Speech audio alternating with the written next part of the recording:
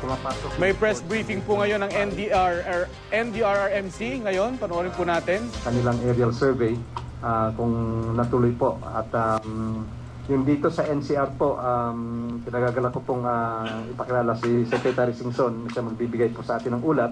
Hindi lang dahil dun sa survey, kundi mga datos din po na ibigay tungkol sa mga infrastructure na tinamaan nitong bagyo. Secretary Singson, sir. Salamat, Yusek Alex.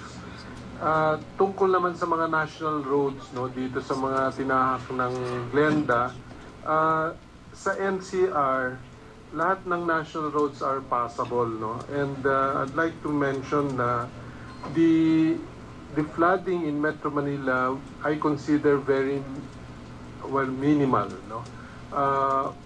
Binabantayan namin kasi yung mga dating flood-prone areas, halimbawa yung Espanya, UST, yung sa may EDSA, Magallanes Interchange. Lahat ito nung dinaanan namin kanina umaga, medyo at most gutter deep na dadaanan. No? So, we were expecting na mas maraming segments ng ating national road ang baha. No? But we were luckily, surprisingly happy to see na hindi ganun kalala yung baha dito sa NCR. No? Now, for car, so far all roads have been reported, all national roads. No? Again, let me refer. These are national roads that we are monitoring very closely. Sa Region 2, ganun din. Ano? Dito sa Region 3, may 3 road segments close to traffic due to flooding and yung Maputek, no? And these are in Bataan, in Aurora, and in Pampanga. No?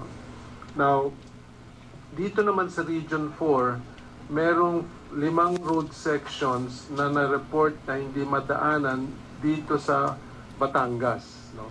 At meron din isang na-report na bridge na nag-collapse, which is a city road. No? Ito yung Kalumpang Bridge. Now, dito sa Cavite, again, we were expecting na Cavite ang tinahak at inaasahan namin malaking portions dyan mababaha. So far, we have received very minimal reports on flooding as well as damage on our national roads in Cavite.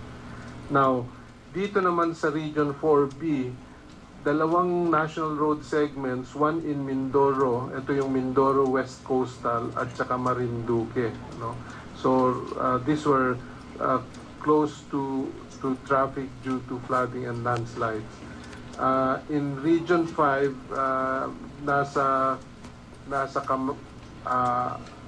Region 5 is in Sorsogon. No?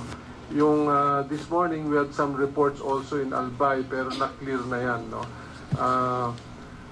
Now, in Region 8, all national roads passable to traffic.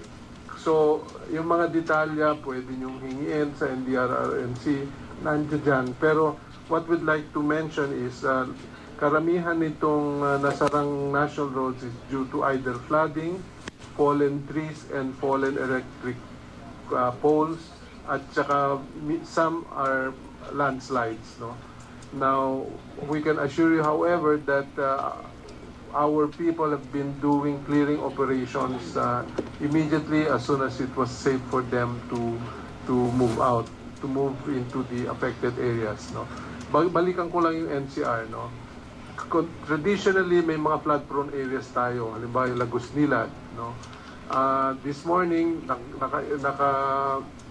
we mobilized 2 of our latest JICA-donated mobile drainage pumps. No? Nakaabang doon, pero hindi naman namin nagamit. No? Ibig sabihin, walang baha doon sa Lagos Nilad. Espanya, yung katatapos naming flood control dito sa Lerma at saka sa FEU was working very well. Yung Maricaban Creek, after we cleared yung mga informal settlers doon sa Pasay portion, was flowing very well. In fact, yung aming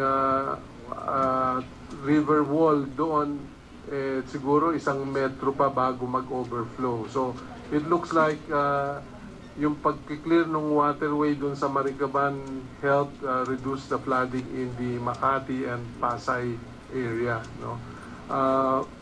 Nakita din namin as we did the aerial inspection, yung mga portions ng low-lying communities, Malabon, Nabotas, Obando, medyo very minimal ang flooding doon. And we also saw that yung mga bahay, no, even if they were made of light materials, buo pa yung mga bubong, no? Hindi kapareho nung nag-aerial kami after a storm or after a typhoon. Makikita mo naman na yung mga light materials, marami dyan na wala ng bubong. But again, surprisingly happy to see that hindi naman ganun ka-extensive yung damage, no?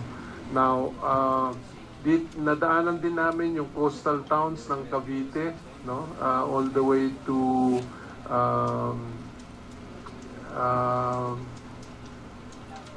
hanggang yung dulo natin. Yung coast, Cavitex all the way to Sangli, no? Nothing unusual in terms of flooding, no? Normally yan pagka ganitong, especially nung hapon na kami high tide na yun, no? And yet hindi din naman Yan po ang press briefing ng NDRRMC kung saan tinalakay ang iniwang pinsala ng bagyong Glenda